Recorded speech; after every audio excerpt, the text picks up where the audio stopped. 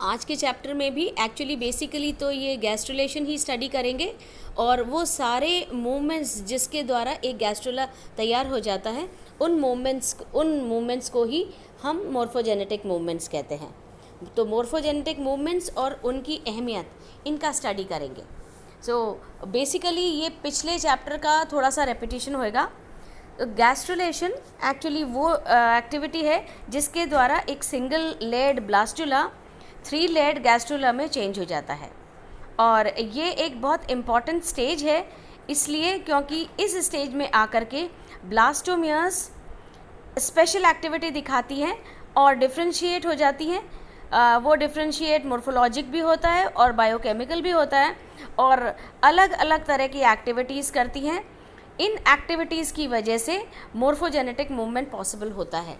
ये जो morphogenetic movement है ये बहुत इम्पॉर्टेंट मूवमेंट है और क्यों होता है, इस क्यों का आज हम इस पार्ट के अंदर स्टडी करेंगे। पहले तो एक ब्रीफ हम समराइज़ कर लेते हैं कि ये मॉर्फोजेनेटिक मूवमेंट्स कौन से थे।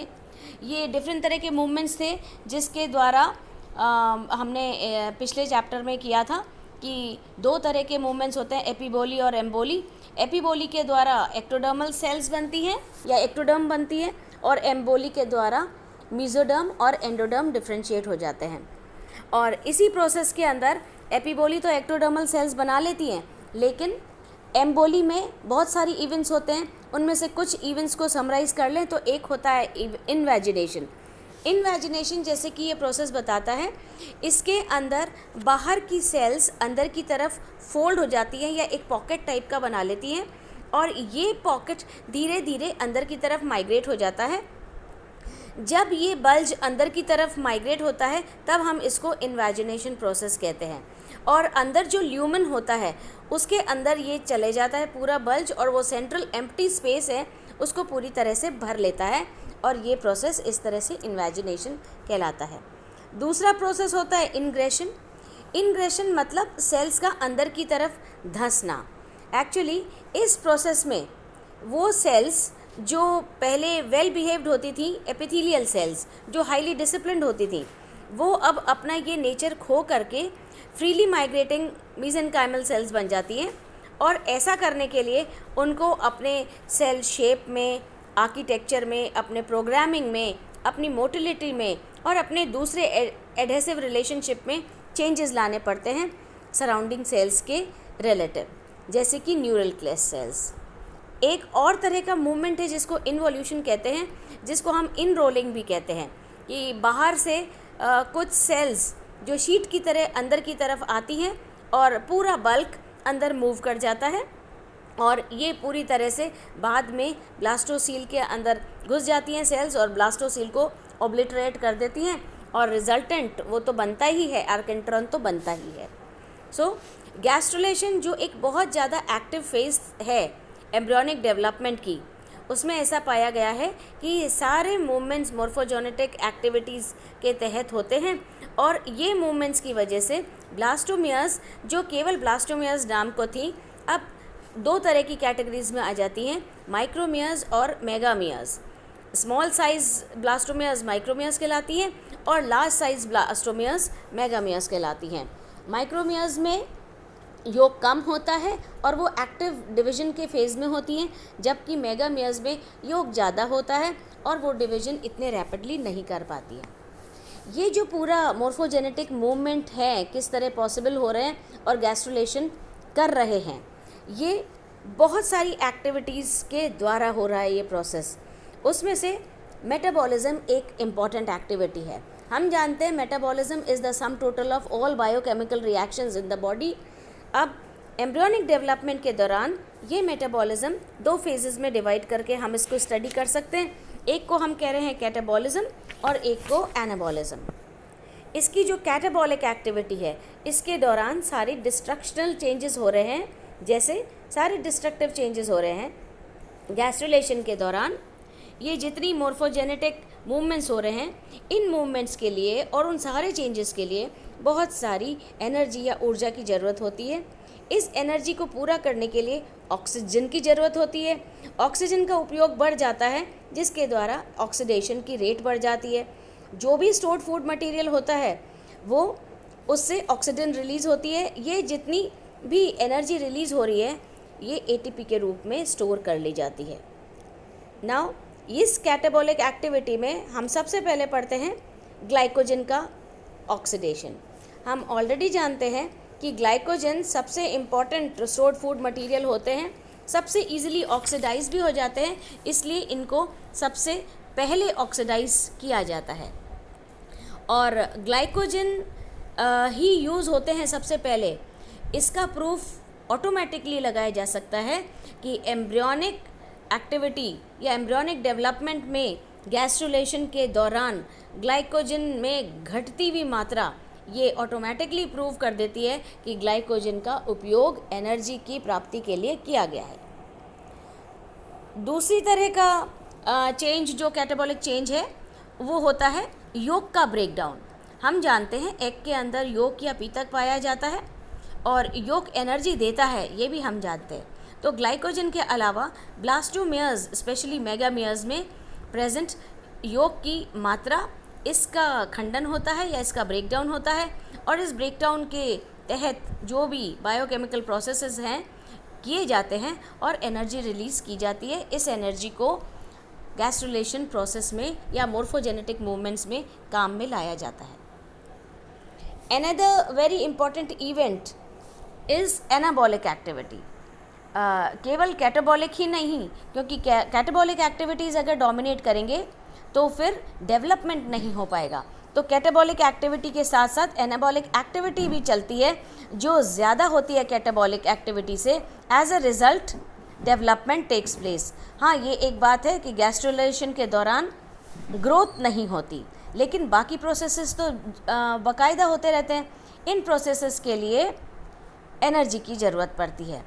अब ये जो एनाबॉलिक एक्टिविटी है, इस एक्टिविटी में सबसे पहले आता है synthesis of nucleic acid. Nucleic acid का सिंथेसिस गैस्ट्रुलेशन में देखा गया है और हम ये भी जानते हैं ये सारे nucleic acid actually DNA replication के द्वारा ही ये प्रोसेस हो सकता है।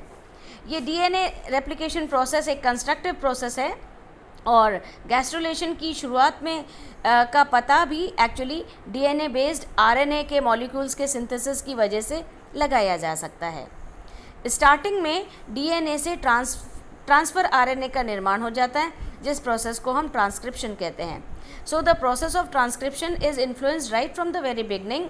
और गैस्ट्रुलेशन के दौरान मैसेंजर आरएनए और ट्रांसफ़र आरएनए दोनों तरह के मॉलिक्यूल्स का निर्माण होता है। Another important step during this process is the synthesis of proteins. Gastrulation के प्रोसेस के दौरान डिफरेंट तरह के प्रोटीन्स का सिंथेसिस होता है और ये सिंथेसिस भी अलग अलग रेट में होता है। मतलब अलग अलग एनिमल्स के अलग अलग स्टेजेस में different rate of protein synthesis takes place. इस समय कुछ स्पेसिफिक या स्पेशल तरह के प्रोटीन्स का निर्माण होता है। ये जो प्रोटीन सिंथेसिस होते हैं ये ज़्यादातर इनकी एनर्जी योग से प्राप्त होती है इस सिंथेसिस के लिए। फॉर एग्ज़ाम्पल ट्राइट्यूरस के एम्ब्रियोनिक डेवलपमेंट का जब हम स्टडी करते हैं तो पता चलता है गैस्ट्रुलेशन के दौरान इसमें 5 गुना प्रोटीन्स का सिंथेसिस हुआ है, जबकि सी अर्चिन के अगर हम एम्ब्रियोनिक डेवलपमेंट की बात करते हैं तो यही प्रोटीन सिंथेसिस ट्रिपल टाइम होता है, 3 गुना होता है। दैट इज़ कहने का मतलब है अलग अलग एनिमल्स के अंदर प्रोटीन सिंथेसिस के रेट और प्रोटीन सिंथेसिस का मल्टीप्लिकेशन जो भी है वो अलग अलग होता है। नए प्रोटीन्स का जो सिंथेसिस है वो पुराने प्रोटीन्स या पैटर्नल जीन्स के डायरेक्शन में होता है। ये जीन्स गैस्ट्रुलेशन के दौरान ही एक्टिव होते हैं, रेस्ट ऑफ द टाइम ये सारे पैसिव पड़े रहते हैं।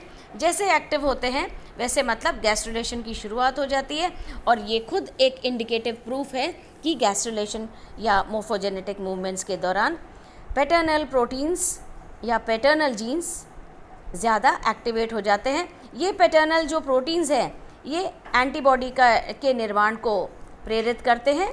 Means these proteins are now in the form of antigens.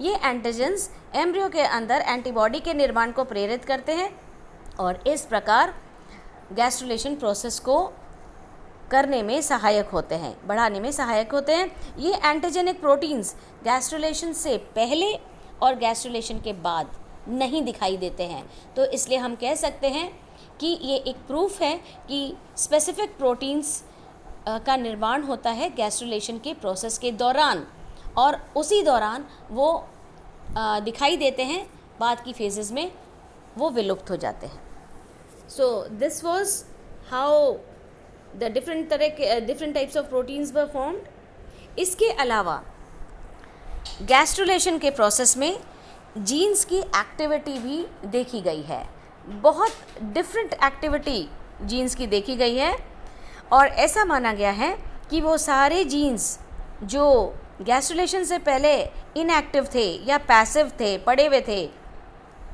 वो सभी जीन्स अब एक्टिवेट हो जाते हैं और गैस्ट्रुलेशन की स्टेज में वो एक्टिव हो करके बाकी सारी डेवलपमेंटल प्रोसेस पे अपना कंट्रोल इस्टेब्लिश करने की कोशिश करते हैं और ये कंट्रोल एविडेंट होता है बहुत सारी एक्टिविटीज़ के द्वारा, जो कि एज अ प्रूफ हम अभी स्टडी करेंगे। इसका मतलब ये नहीं है कि ये जो क्लीवेज होता है, क्लीवेज जो ब्लास्टुला से पहले देखने को मिलता है, इस पर पैटर्नल जीन्स का कोई भी इन्फ्लुएंस नहीं होता। क्लीवेज पे पैटर्नल जीन्स का इन्फ्लुएंस होता है, डायरेक्टली नहीं तो इनडायरेक्टली सही, पर इन्फ्लुएंस होता है।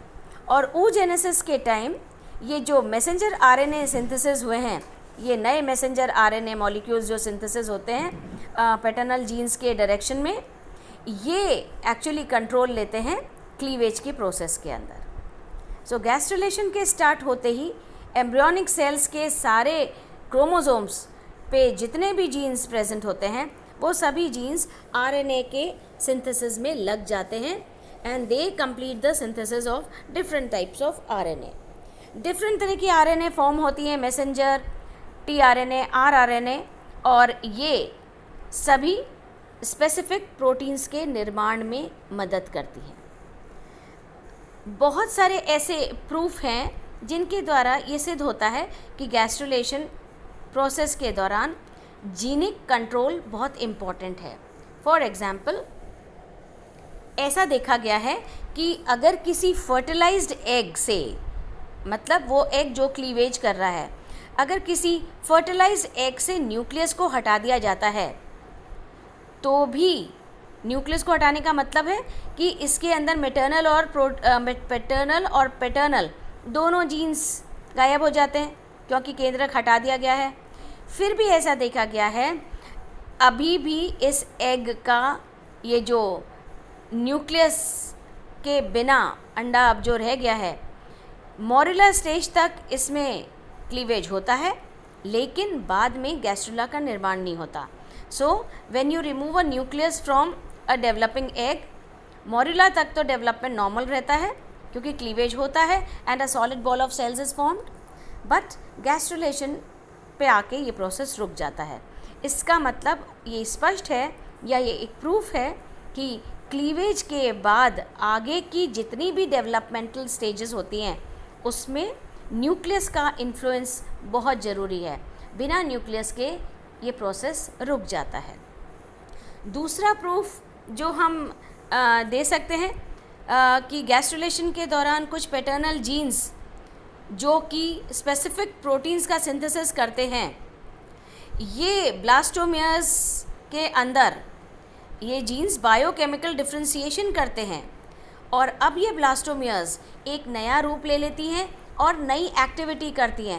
पहले ब्लास्टोमियर्स एक ही सी थी, सब लगभग समान सी थी, बाद में ये माइक्रोमियर्स मेगामियर्स में डिफ्रेंशिएट हो जाती हैं। इनमें अलग सी प्रॉपर्टीज़ आ जाती हैं जिसके द्वारा इनका स्ट्रक्चरल डिफ्रेंशिएशन और इनका बायोकेमिकल डिफ्रेंशिएशन हो जाता है। ये एक डिफरेंट आकार ले लेती हैं और अलग फंक्शन परफॉर्म करने लग जाती हैं, तो दैट मीन्स हर तरफ से डिफ्रेंशिएट हो जाती है। और अगर पैतृक जीन्स का या पैटर्नल जीन्स का इन्फ्लुएंस नहीं होता तो ये एक्टिविटी देखने को नहीं मिलती।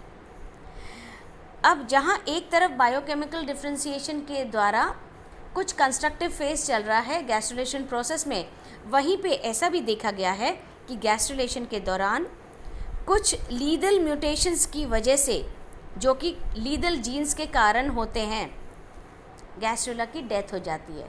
The embryo formation does not proceed, और ये आगे जा कर के ख़त्म हो जाता है। So this is again the effect of lethal genes. ये लीदल जीन्स केवल गैस्ट्रुलेशन के दौरान ही हावी होती हैं या अपना असर दिखाती हैं, और एक बार असर दिखाने के बाद ये उस एम्ब्रियो को आगे डेवलप नहीं होने देती हैं। और इसी तरह के बहुत सारे एग्जाम्पल हैं जिसमें ये बताया गया है कि आरएनए की एब्सेंस में राइबोसोम्स का होना कोई मायने नहीं रखेगा, क्योंकि प्रोटीन सिंथेसिस हो नहीं पाएगा, आरएनए विल बी एब्सेंट। और अगर कोई म्यूटेशन इस तरह के होते हैं तो वो परपेचुएट करते हैं heterozygous स्टेज के अंदर।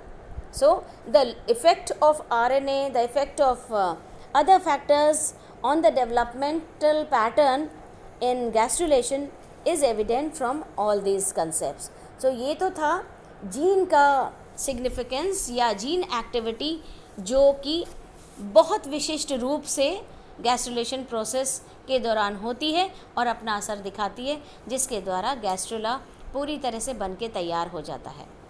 Now at the end we study the significance of gastrulation. Gastrulation की जो सिग्निफिकेंस है या जो इसका महत्वपूर्ण इफ़ेक्ट है, सबसे पहले वो ऐसे देखने को मिलता है कि ब्लास्टुला गैस्ट्रुला में बदल जाता है।